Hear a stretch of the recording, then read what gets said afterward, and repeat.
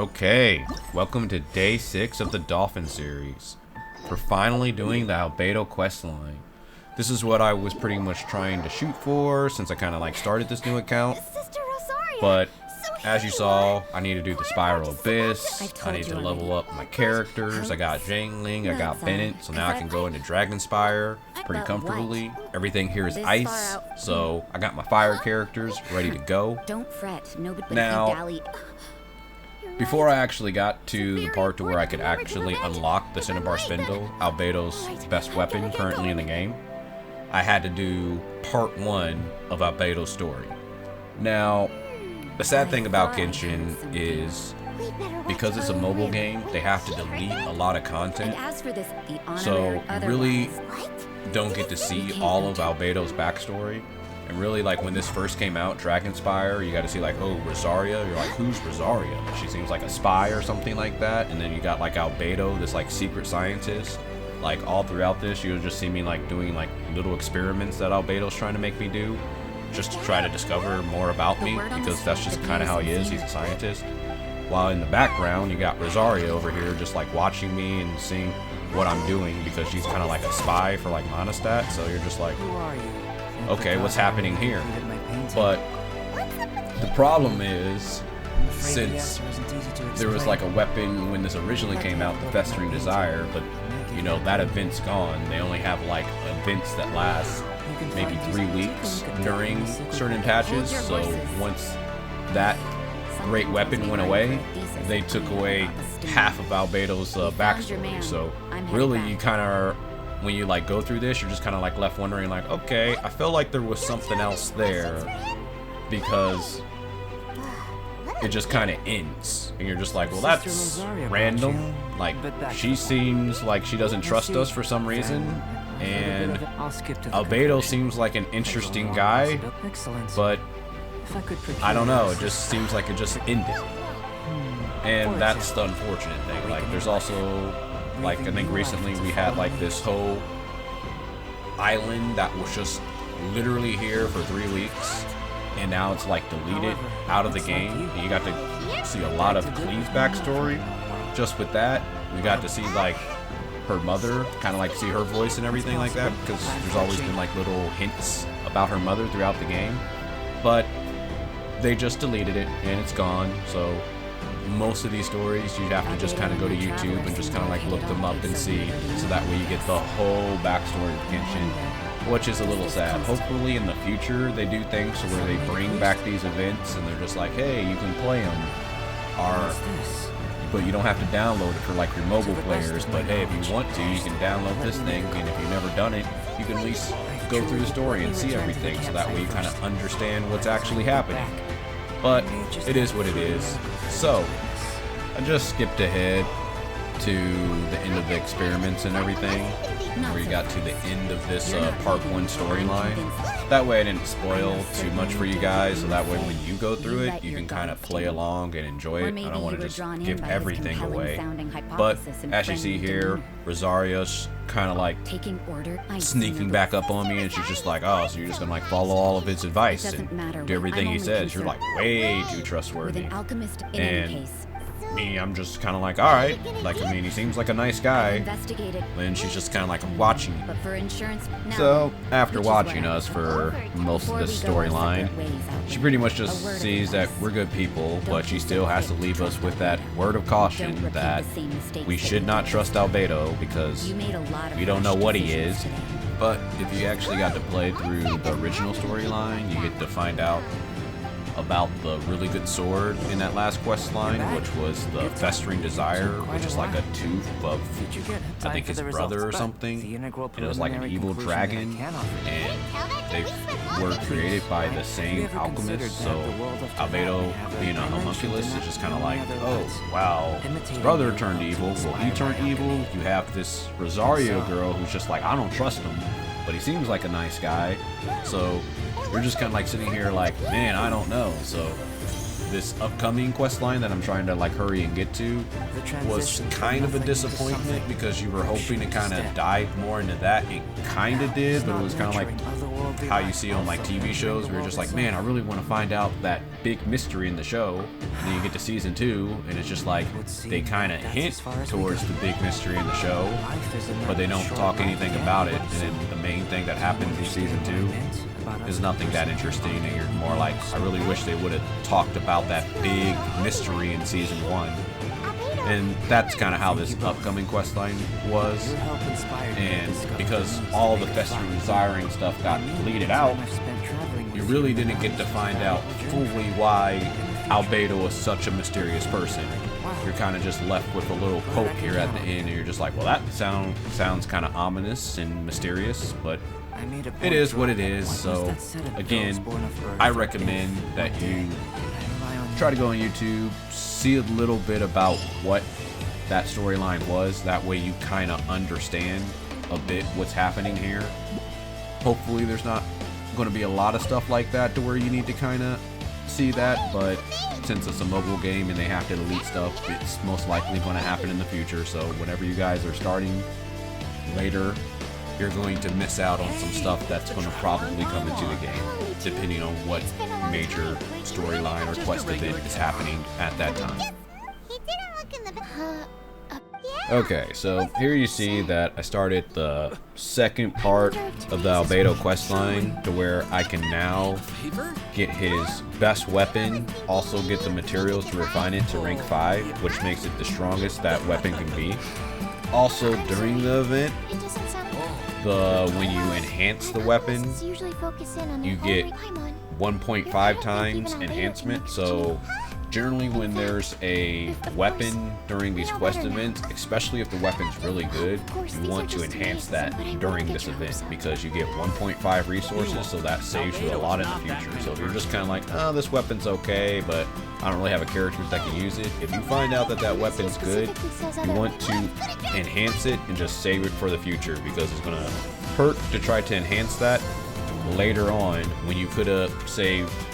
Unfortunately for me, since I don't have like max adventure rank, or I'm not like adventure rank 45, I can't max my weapons to level 90. I have to be at a certain adventure rank to do that. So I got it as high as I can, because when I did this, I only had 2 days left, and I think I was like adventure rank 33 or something like that. I can't remember, but I wasn't able to fully enhance it. But during the event, I enhanced that weapon as far as I can. So again, if you get that special weapon during the quest event, make sure you enhance it, because it's going to save you materials in the future. I thought this part was interesting. As you see, you got Eula coming up here. It pretty much gives you like a little backstory of Eula, because since this is a new account, they're kind of like, hey, you don't know who this is, so here's a little snippet so that way you can kind of understand who this person is. Also, I like how they're saying like, hey, Eula, do you want to build a snowman? Because she's kind of like the ice woman, so you kind of got like Elsa, but with Eula. So I thought that was kind of funny, build a snowman, Eula. But again, back to the event. This is what I was talking about earlier, where there's like quest line events.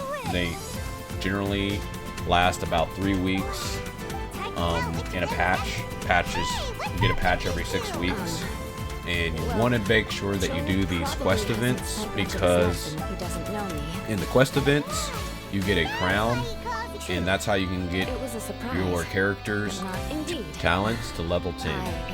And this is important because like some characters are like really strong, like you got Shangling, you got Bennett, future characters, and talent levels is one of the easiest ways to get a lot of damage. And some talents are just so crazy, like if you can get that to level 10, or if you spend a lot of money and it's like level 13, the one shot are greatly boost up a lot of your characters if they're a support character.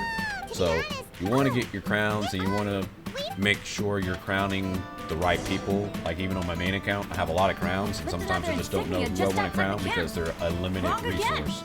So sometimes you end up just holding them, not knowing what to do.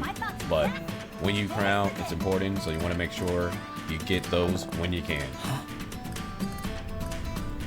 The funny thing about Bennett is that in the game /lore, he's known as the most unlucky person, but in reality, he's probably the best character, at least the best 4-star character. Like, when the game first came out, a lot of people wanted Diluc, but now people are like, Bennett's better than Diluc. Like, you can do a DPS Bennett, and that's going to probably be a lot better for you. He can heal and also give attack boosts to all of your party members, and pretty much most people that are doing Spiral Abyss are going to have Bennett on one of their teams. Some people don't do that, but those are usually people trying to prove something. But Bennett is just that good that he kind of breaks the game, and MiHoYo probably made him way too strong. Like, Bennett should be a 5-star character, but he's a 4-star, which makes it even better.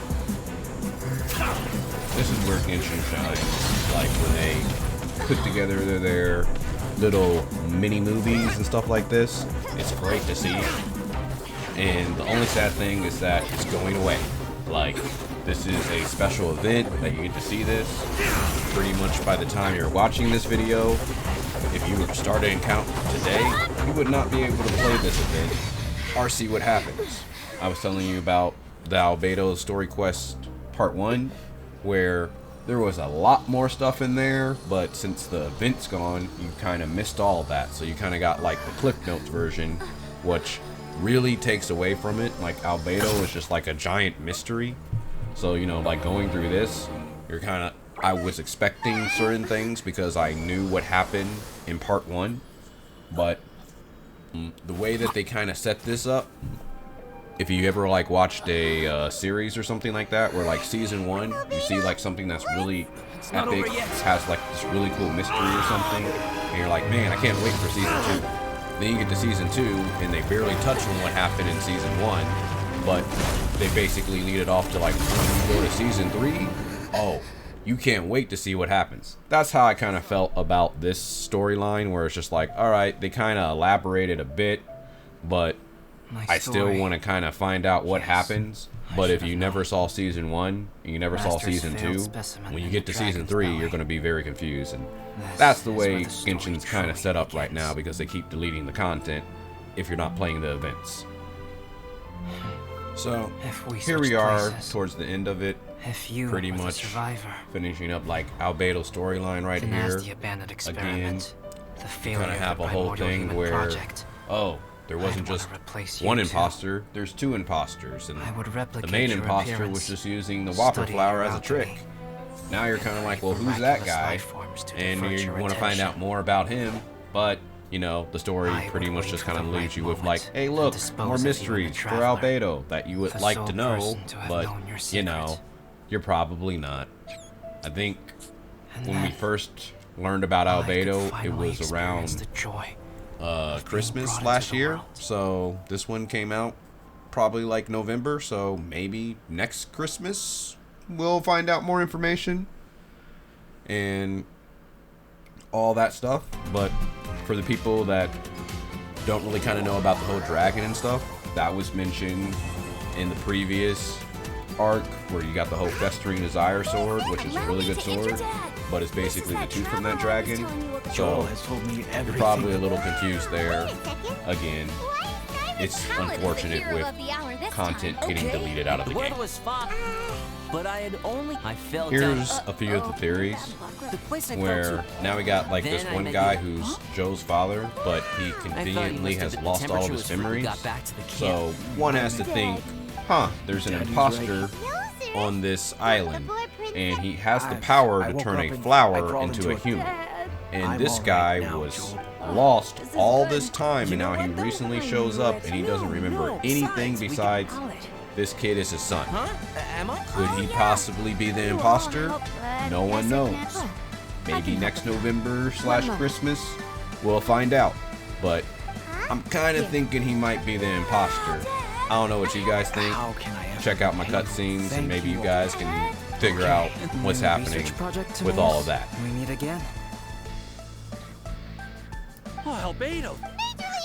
That's last little mystery here is we come across Albedo again, and if you kind of like notice the conversation, Albedo's kind of sounding weird, like he's making jokes and stuff, which he generally doesn't do. So you're kind of like, well, did Albedo actually get killed and now the imposter's impersonating him? Is he just lightening up? Who knows? Like, I think during this they pretty much says like, oh, I was doing a prank, which is kind of out of character for Albedo. So again, lots of mysteries. You really wish that there was a event to explain some of this stuff, but you know, we'll just have to wait and see, unfortunately. But it is what it is. Once I finished the story quest, I started working on doing a lot of the events, so that way I can get all of the resources that the event has to offer.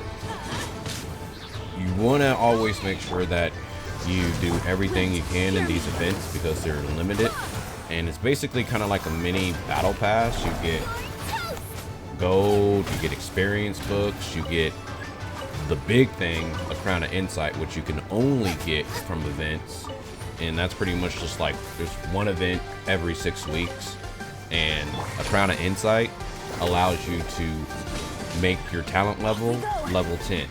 And some are like so powerful that you want to like level 10 it, but it's such a valuable resource and it's limited. A lot of times you're like, I don't know if I should make this guy's talent level 10 because, you know, I don't know if I have enough. I have enough on my Dolphin account to where I could really kind of just 10 whatever I want, but even still, I'm kind of hesitant to kind of do it because, you know, I don't want to kind of mess up. But for a brand new account, you definitely want to kind of make sure you do these events because leveling up 10 talent on something can really bring a lot of damage for that character, especially if you like it. So you want to make sure you do that. Now, for this plant boss, a lot of times there's like little extra rewards that you can get, like if you defeat them in a certain way. What I didn't know, this was actually kind of designed for Albedo.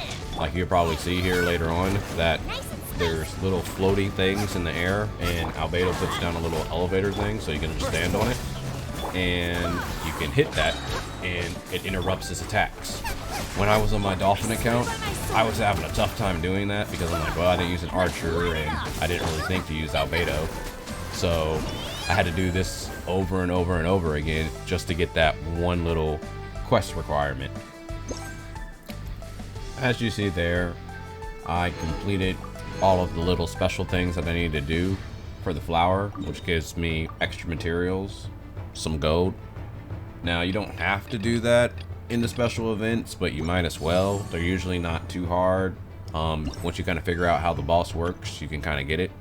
Now here, you see the event shop.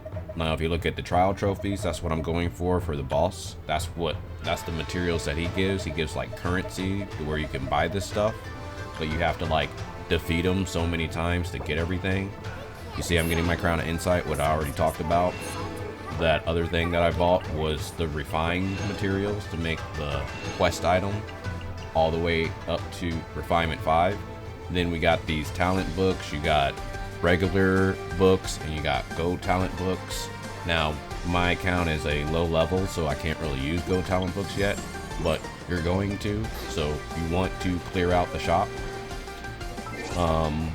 Looking at it, I saw that I didn't have enough to buy out the shop, so I'm doing this again. This is where I messed up. I ended up doing co-op. Now, co-op, I recommend that you don't ever do unless you're like fighting this boss and it's taking you like 20 minutes. Like every time you do co-op, it's just going to take longer.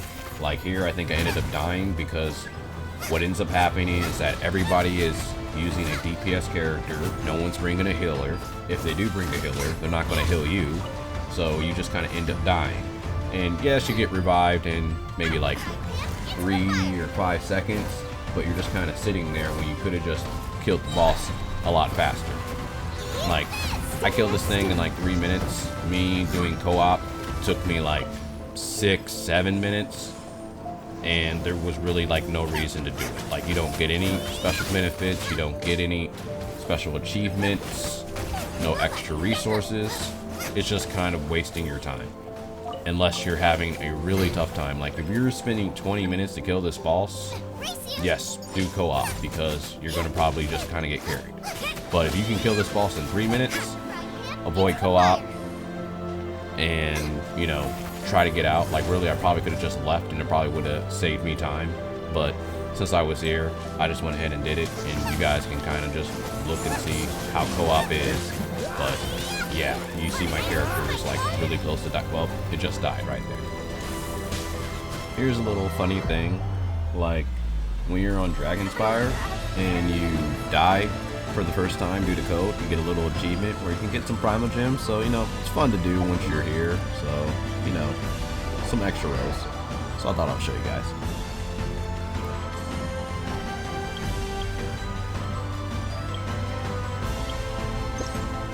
Now for the last challenges, these were pretty simple. It was mainly like go find snowman pieces, which basically you have to just melt little ice cubes. So have a fire character, which I had. Then there was the fight some monsters where there's like a freezing code effect. That one wasn't even really that hard. Like I know on my Dolphin account, I didn't really even have trouble fighting those. I don't even think I needed to use the warm effect. Maybe one time, but I really didn't. I was just kind of playing bad. And even on this account, I maybe used it maybe 2, maybe 3 times, but even still, I feel like I didn't need it. Like, they make these quests really easy. Like, the plant boss was the hardest thing, and even the plant boss wasn't really that difficult. But as you see here, pretty much just like flying around, collecting the coins. Really easy.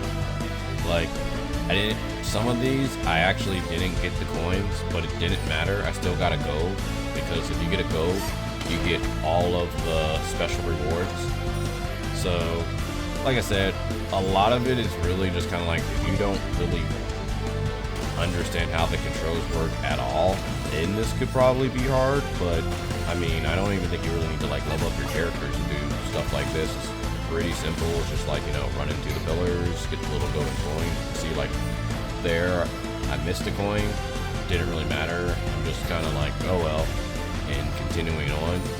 And I still got a gold. So my only thing with this was, I kind of wish it was just a little bit harder. Like, I know sometimes that they want to kind of put it for like, hey, you know, like brand new people in the game and they don't fully understand, but I feel like even brand new people can kind of get this pretty easily. Like, this is not that challenging, but you know, you can't win them all. Like, again, I like the Albedo questline, the original one.